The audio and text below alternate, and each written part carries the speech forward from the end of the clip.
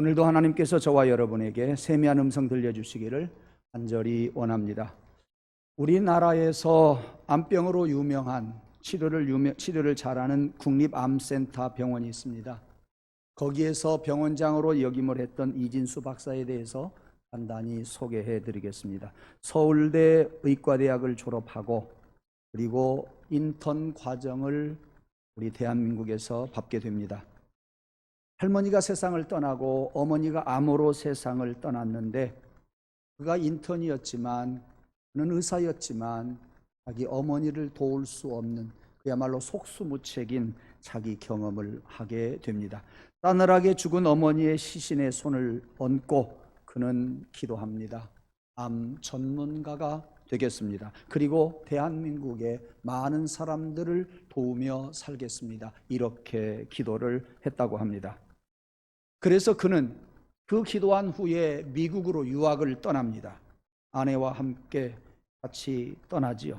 미국에 가서 MD 앤더슨 병원에 들어가서 암에 대해서 많은 사람들을 치료하면서 많은 연구를 했습니다. 무려 논문을 150편이 넘는 그러한 논문을 발표했는데 그 결과 세계적으로 폐암 분야에서는 가장 권위자가 되었다고 합니다.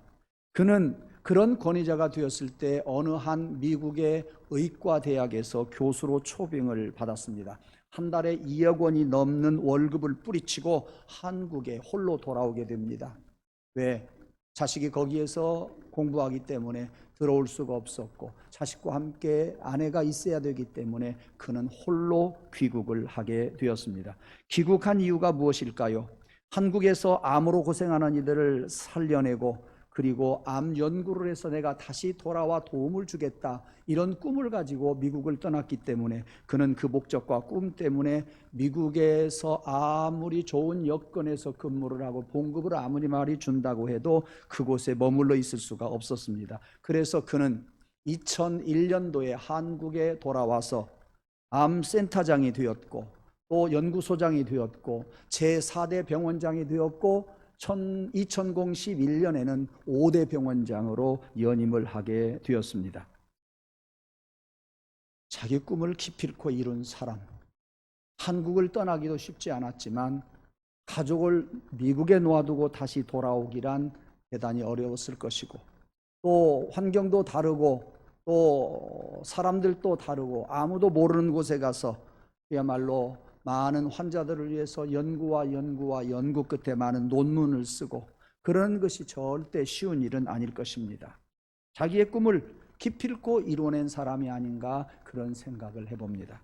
여러분 무엇 때문에 일하고 계십니까? 그리고 여러분은 지금 무엇을 따라가고 있습니까? 한번 생각해 보시기 바랍니다. 돈 따라가면 안 됩니다. 동서고금을 통해서 생을 비참하게 마감해 버리는 사람을 우리는 많이 봅니다. 왜? 돈 때문에. 여러분 쾌락 때문에 쾌락을 따라가는 자가 되지 않기를 원합니다. 인생을 즐기러 태어난 것은 절대 아닙니다. 이 세상에 왔으니 무언가 보람된 일을 남기고 가야 되지 않겠습니까? 그런데 쾌락을 즐기면서 살다 하는 사람들을 보면은 말로가 대단히 비참한 것을 볼 수가 있지요. 구약 성경에 나오는 삼손이라고 하는 사사, 오늘 본문에 나오는 인물이지요. 바로 삼손은 쾌락을 위해서 살았습니다. 여러분이 잘 아시는 것처럼 힘센 장수였지요. 사사기 14장에 보면 어머니를 따라서 딥나 포도원에 갔을 때 사자가 그에게 으르렁거리며 달라듭니다. 그때 그는 맨손으로 사자와 싸우면서 입을 찢고 사자를 죽였습니다. 힘 있는 사람이었죠. 예, 왜냐하면 그에게 하나님의 영이 임하고 하나님의 능력이 임했기 까닭입니다. 두 번째 사사기 15장에 보면은 나귀 턱뼈로 원수들을 1000명이나 때려서 죽인 그러한 힘 있는 사람. 사사기 그 다음 16장에 가서 보면 가사, 여러분이 텔레비전을 통해서 가끔 들을 수 있는 이스라엘 한쪽 서남쪽에 위치한 가자, 바로 거기가 성경에서는 가사라고 이야기하고 거기가 성경에서 말하는 블레셋입니다. 그 가사 지역에 가서 어느 날 잠자고 일어나서 성 문짝을 어깨에 메고 문설주 2개를 메고 빗장 빗장을 어깨에 메고 어디까지 가느냐 하면 동쪽인 헤브론까지 갑니다. 그 헤브론은 이스라엘의 남쪽입니다. 예. 지금도 이스라엘 성지순례 가서 보면 이 헤브론은 블레셋에서 가까운, 그러니까 팔레스타인에서 가까운 그러한 지역이라고 해서 그 지역에 대부분이 못 갑니다. 다윗이 수도 헤브론을 예루살렘으로 옮기게 되죠. 그런 헤브론까지 그가 성 문짝을, 문선줄을, 빗장을 어깨에 메고 먼 길을 갈 만큼 힘이 있는 사람이었습니다. 그 힘은 하나님이 주셨지요. 하나님께서 그에게 나시린이 될 것을 이야기했고, 그는 나시린이 되어서 나시린으로서 구별되게 살았습니다. 특히도 나시린들은 머리에 손을 대지 않았지요. 머리카락에 손을 대지 않습니다. 삼손은 이 머리카락에 손을 대지 않고 사는 가운데에 머리가 자라갈수록 더 힘이 있었던 그러한 사사이지요. 그런데 그는 기생에게 넘어가게 됩니다. 기생 들리라에게 쏙 빠지게 됩니다. 그와 결혼까지 하게 되지요. 예. 그런데 블레셋 사람들은 삼손의 아내인 들릴라를 이제 꼬십니다. 뭐라고? 네 남편의 힘이 어디서 나는지 알아보라고. 그래서 날마다 이 들릴라는 삼손 남편에게서 힘이 어디에서 나는지 아무리 살펴봐도 알 수가 없었습니다. 삼손에게 묻게 됩니다. 나를 꽁꽁 삼뱃줄로 묶으면 나는 힘을 못 쓸 것이요 했습니다. 그래서 삼손이 잠자는 사이에 삼손을 꽁꽁 다른 사람들이 와서 묶게 되지요. 그리고 전합니다. 삼손이 지금 묶였으니까 와서 잡아가시오. 블레셋 사람들이 잡으러 왔습니다. 그랬을 때 삼손이 힘을 쓰니까 그를 묶었던 끈이 그냥 다 바삭바삭 풀어져 버리고 말았습니다. 그러니까 들릴라가 삼손에 대한 배신감을 느끼게 되었고 계속해서 바가지를 긁습니다. 두 번째 삼손이 또 이야기를 합니다. 그리고 사람들에게 또 이야기를 했을 때 블레셋 사람들이 그를 잠자는 사이에 잡으러 왔지만 그의 힘 앞에서 많은 사람들을 견뎌낼 수가 없었습니다. 들릴라는 너무나도 억울했습니다. 두 번이나 배신을 당했거든요. 세 번째 이야기합니다. 온갖 애교를 떨면서 이야기를 했겠지요. 삼손은 그때 넘어갑니다. 삼시세판 2번만 잘 넘어갔으면 10번까지 넘어갈 텐데 삼손은 세 번째 넘어가 버리고 맙니다. 나는 나시린으로서 내 머리카락에 힘이 있다. 그렇게 이야기를 하자 삼손이 잠든 사이에 들릴라는 머리카락을 자르고 밖에 있는 블레셋 사람들을 부릅니다. 데려와서 삼손을 잡았을 때 삼손은 힘을 쓸 수가 없었습니다. 삼손은 붙들려 갑니다. 붙들려 가서 눈을 빼버리고 맙니다. 그야말로 삼손은 아무런 힘을 쓸 수가 없었습니다. 두 눈이 뽑힌 그는 쇠사슬에 묶여서 연자맷돌을 갈지. 그야말로 그렇게 힘있던 사사가 블레셋 사람들에게 묶여가고 두 눈이 뽑히고 그리고 쇠사슬에 묶여서 연자맷돌이나 돌리는 처참한 그런 신세가 되어버리고 말았습니다. 쾌락을 따라가던 삼손은 아주 비참했지요. 이런 상황에서 삼손에게 하나 바라는 꿈이 있어요. 내가 언젠가는 저들의 원수를 갚으리라. 저놈들은 이스라엘 나라의 원수잖아요. 제일 많이 이스라엘을 괴롭힌 나라가 이 블레셋이에요. 그럴 때마다 이스라엘이 너무나도 힘들었어요. 그런데 저런 이스라엘 나라 사람들에게 내가 붙잡히고 두 눈이 빠지고 그리고 이렇게 종같이 생활을 하고 있으니 너무나도 억울하다 그겁니다. 언젠가는 내가 원수를 갚으리라 이런 생각을 하던 차에 드디어 기회가 왔습니다. 기회를 기다리는 자에게는 반드시 기회가 옵니다. 기회를 찾는 자들에게 반드시 주어지는 것, 그것이 선물입니다. 그 기회를 찾는 자들에게는 반드시 그 선물이 온다 그 말이에요. 어느 날 블레셋 사람들은 자기들의 신인 다곤을 섬기는데 다곤 신전을 크게 만들어 놓은 그곳에 모여서 잔치를 베푸는 거예요. 어떤 잔치? 저 삼손을 붙잡아다가 우리가 마음대로 하게 되었으니 이건 큰 대사가 아닐 수가 없다 하고 많은 정계 인사들, 많은 사람들 그 다곤 신전에 모여서 잔치를 베풀고 있었습니다. 그리고 그들은 삼손을 끌어다가 많은 사람들 보는 앞에서 제주를 부리게 했어요. 힘 자랑하게도 했어요. 그러나 힘을 쓸 수가 없었어요. 그들은 승리했다고 지금 승리의 자축을 하고 있는 거예요. 그런 것을 바라보던 삼손은 더욱더 이가 갈렸어요. 언젠가 내가 어떻게 해서든지 저 원수를 갚으리라 그랬습니다.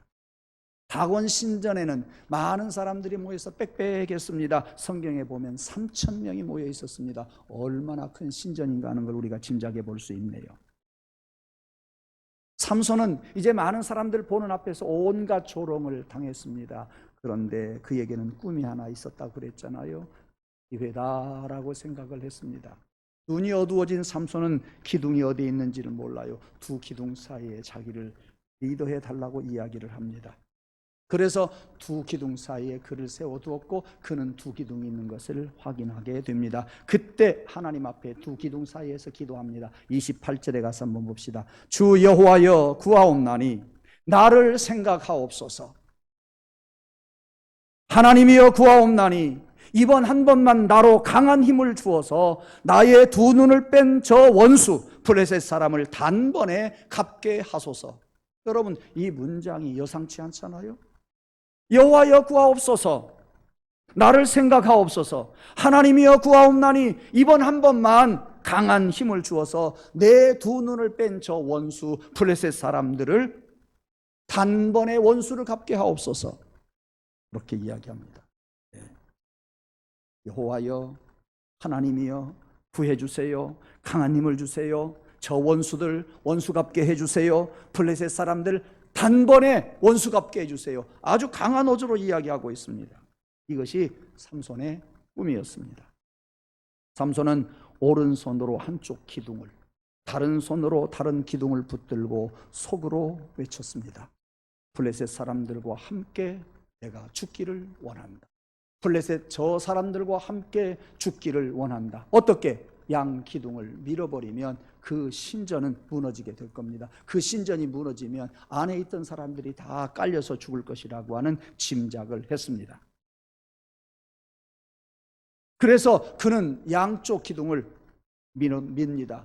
양쪽 기둥을 밀어내고 그가 생각대로 계획한 대로 다곤 신전은 천장에서 많은 것들이 내려와서 거기에 있던 사람들이 다 압살을 당했다고 하는 겁니다. 성경은 이렇게 말하고 있습니다. 삼손이 죽을 때에 죽인 자가 살아있을 때 죽인 자보다 더욱 많았더라. 오늘 본문에 나오는 말씀이에요.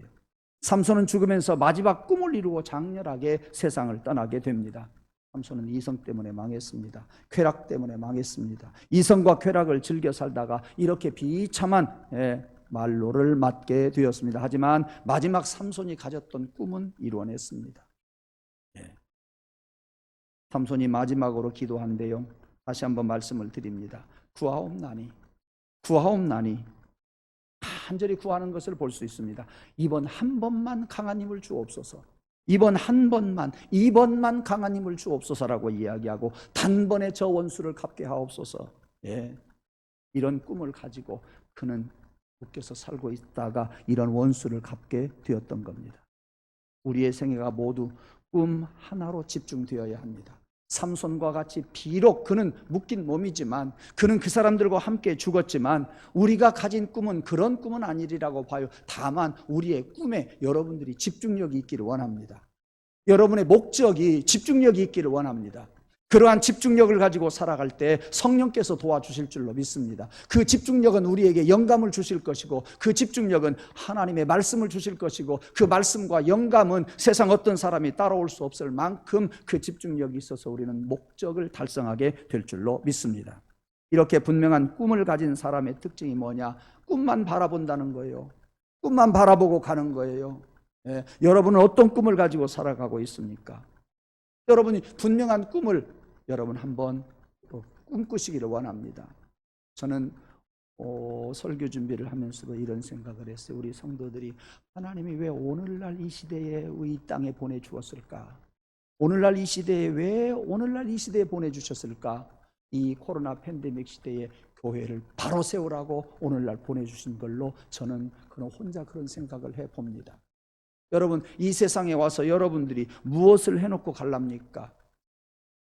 한국교회가 동력을 잃어갈 때, 한국교회가 세상의 손가락질을 받고 있는 이때, 교회가 세상을 염려하는 것이 아니라 세상이 교회를 염려하는 이때에 코로나로 인해서 세상 사람들은 기회가 왔다고 얼마나 지탄을 보내는지 모릅니다. 이때에, 이 위기에 한국교회를 다시 세우라고 여러분들을 이 땅, 한국 땅에다가 이 시대에 보내신 것을 한번 생각하고 여러분 그 사명을 이쪽 전주 주내맘 재단에서 이 한 지구상의 모퉁이에서 감당해내는 성도가 되기를 주님의 이름으로 축원합니다. 세상의 사람들처럼 먹는 꿈 가지지 말고요, 출세하고 싶다고 하는 그런 꿈 가지지 말고요, 세상 사람들처럼 세상 어떤 것에 꿈 가지지 말고 신령한 내가 한국 교회를 세우리라. 여러분, 내가 한국 교회를 세우리라, 나 같은 사람이 어떻게 하랴 그렇게 생각하지 말고 여러분 한 사람 한 사람이 한국 교회를 세우고자 할 때에 이 꿈은 많은 사람들에게 전해지게 되고 나비 효과가 있어서 많은 사람들에게 큰 영향을 주고 여기저기 대한민국 구석구석에서 이런 사람들이 생겨나게 되어서 이 코로나 팬데믹 시대에 동력을 잃어한 한국 교회가 동력을 얻게 될 줄로 믿습니다. 우리는 기도하면 그런 일들을 등이 해낼 수가 있습니다. 그 다음에 두 번째, 삼손은 꿈만 가진 것이 아니라 하나님 앞에 간절히 부르짖었습니다. 평범하게 기도한 것이 아니라 간절하게 부르짖었잖아요. 그의 기도가 얼마나 강한가 하는 것을 우리는 얼마든지 느낄 수가 있습니다. 성경에서 기도 응답받은 사람들을 보면 모두 공통점이 있어요. 얼마나 부르짖는지 몰라요. 간절히 하나님 앞에 기도하는 것을 볼 수가 있습니다. 한나라고 하는 여인은 술 취한 듯이 기도했어요. 야곱은 환도뼈가 부러지도록 기도했습니다. 엘리야는 두 무릎 사이에 고개를 파묻고 기도했습니다. 다니엘은 생명을 걸고 기도하지 않았습니까? 이렇게 부르짖는 기도는 하나님께서 응답하지 아니할 수가 없다, 그 말씀이에요. 성경 외에도 마르틴 루터는 하루에 2-3시간씩 기도했다고 그래요. 왜? 바쁘다는 핑계로 기도하지 아니하면 기도하지 아니할 때에 마귀가 틈을 타고 들어올까 봐 그렇게 기도했다고 합니다. 잔 웨슬레는 매일 새벽 4시에 일어나서 기도했고 수요일과 금요일 날은 밥 한 끼만 먹고 기도를 계속했다고 합니다. 동양의 성자 가가와 도요 히코라고 하는 사람은 이렇게 말합니다. 나의 나 된 것은 다른 사람들 자고 있는 밤중에 1시간씩 기도한 덕택이다 그랬습니다. 오늘날 내가 이런 나가 될 수 있었던 것은 다른 사람 잠자고 있는 밤중에 1시간씩 하나님 앞에 기도했던 덕택이다, 그렇게 고백을 했습니다. 미국에 가보면 백악관에 기도실이 있습니다. 국회의사당에도 기도실이 있습니다. 기도하고 정책을 세우고 미국의 정치인들이 기도하고 나라 일을 의논하니 나라가 복될 수밖에 없었습니다. 다만 미국이 그러한 힘 있는 나라가 계속되기를 원합니다. 우리 기독교인들이 힘을 상실하고 기도의 능력을 상실하는 그러한 미국이 되지 않기를 간절히 바라야 하겠습니다. 하여튼 미국은 그렇게 백악관에 그리고 국회의사당에 기도실이 있어서 기도하고 정책 세우고 기도하고 나라를 의논하니 나라가 이렇게 부강한 나라, 힘 있는 나라가 되었다고 하는 사실을 부인할 수가 없습니다. 다시 본문으로 돌아가서 보십시다. 삼손은 헛된 꿈을 지니고 살다가 비참한 최후를 맞이했습니다. 이제 마지막으로 보람 있는 꿈을 그는 가졌습니다. 멋지게 마지막을 장식하겠다는 꿈이 그의 마음속에서 이글이글 타오르고 있었기 때문에 그는 마지막에 하나님 앞에 이번 한 번만 죽을 각오를 하면서 이번 한 번만 강한 힘을 주십시오 기도했던 그의 기도를 하나님이 들으시고 이 블레셋 사람들 3,000명, 밖에 있는 사람 10,000명, 수많은 사람이 세상을 떠나게 되었습니다. 그 다음에 이어진 이야기가 오늘 본문 30절입니다. 블레셋 사람과 함께 죽기를 원하노라. 힘을 다하여 몸을 굽히매 그 집이 곧 무너져 그 안에 있는 모든 방백과 온 백성에게 덮이니 삼손이 죽을 때에 죽인 자가 살아있을 때 죽인 자보다도 더 많았더라 그랬습니다. 꿈을 가지고 최선을 다하여 나가는 삼손을 우리는 보았습니다. 꿈을 가진 사람은 최선을 다합니다. 꿈을 가진 사람은 죽는 힘을 다하여서 일을 해갑니다. 사랑하는 성도 여러분, 삼손을 생각하면서 부르짖어 기도한 사람들을 생각하면서 여러분을 한번 생각해 보시기를 바랍니다. 여러분도 꿈을 가지시기를 원합니다. 내가 나를 살립시다. 여러분의 육이 살고 영이 살아야 합니다. 여러분이 여러분의 가정을 살리시기를 원합니다. 우리 주님의 마음 공동체를 여러분들이 살리시기를 원합니다. 그저 되는 대로 살아가지 말고 교회를 생각하면서 공동체가 살아야 내가 삽니다. 요즘 새벽 예배를 드리면서 저는 이 공동체 이야기를 많이 했습니다. 간절한 기도 제목이었습니다. 그것이 저의 꿈이었습니다. 여러분들도 공동체가 살아야 공동체 안에 있는 내가 살 수 있다고 하는 것. 육을 향해서 가면 우리는 죽어요. 공동체 안에서 영으로 살아야 됩니다. 우리가 서로 힘을 보태 주어야 됩니다. 옆 사람 손 잡아 주어야 됩니다. 그리고 나도 붙들려야 되고 나도 잡아주고 서로 힘을 더하면서 살아가야 하겠습니다. 이런 꿈을 가지고 우리는 지금 새벽 특별 예배를 드리고 있습니다. 특별 기도를 하고 있습니다. 한 주간 잘 실시했습니다. 많은 분들이 오셨습니다. 저는 여기 특별 새벽 예배 순서 담당자들을 한 사람 한 사람 배정을 하면서 기도 많이 했습니다. 어떤 사람을 더 기도한지 아세요? 한 번도 나오지 못한 사람 한 번만이라도 이번에 나오게 해주세요. 한 번 나온 사람 2번 나오게 해주세요. 2번 나왔던 사람 3번 나오게 해주세요. 이렇게 기도했습니다. 위에 있는 사람은 들으실 줄로 믿습니다. 예. 아멘이 하나도 안 나와요. 안 들었어요? 못 들은 채 할래요? 예. 다시 한번 말합니다. 여러분이 마음이 없어도 토해내면 하나님이 그 은혜를 주실 거예요. 위에 있는 사람은 들을지어다. 아멘. 여러분 한 번도 못 나오신 분들 순서 담당했을 때만이라도 나오십시오. 네. 한 번씩 나오던 분들 한 번 더 나오십시오. 그래서 함께 기도하십시다. 예. 여러분이 남은 생애 동안에 이 세상에서 어떤 일을 많이 하랍니까? 여러분의 배만 채우면 됩니까? 여러분 그런 것들 때문에 인격을 손상시키고 그런 것들 때문에 여러분들이 욕심 부리다가 비참한 최후를 만들지 말고 거룩한 꿈을 가지십시오. 계단에 와서 기도하리라. 나 한 사람의 기도는 우리 주님만 공동체를 살리고 한국 교회를 살리고 대한민국을 살리는 일이라고 하는 것이 믿어지기를 원합니다. 나 한 사람이 작은 힘이 아니라 나 한 사람이 큰 힘이 되어서 결국은 대한민국을 살리고 한국 교회를 다시 한번 전화위복이 되는 기회로 살리게 되는 것을 여러분 믿으시기를 바랍니다. 이 거룩한 꿈을 가지고 살아가고 한 주간 동안 수험생들을 위해서 한국 교회를 위해서 여러분 자신을 위해서 힘써서 기도하십시다. 나와서 함께 기도하는 우리 모두가 되기를 간절히 원합니다. 찬송가 198장 찬양 드리면서 성찬식 시작하겠습니다.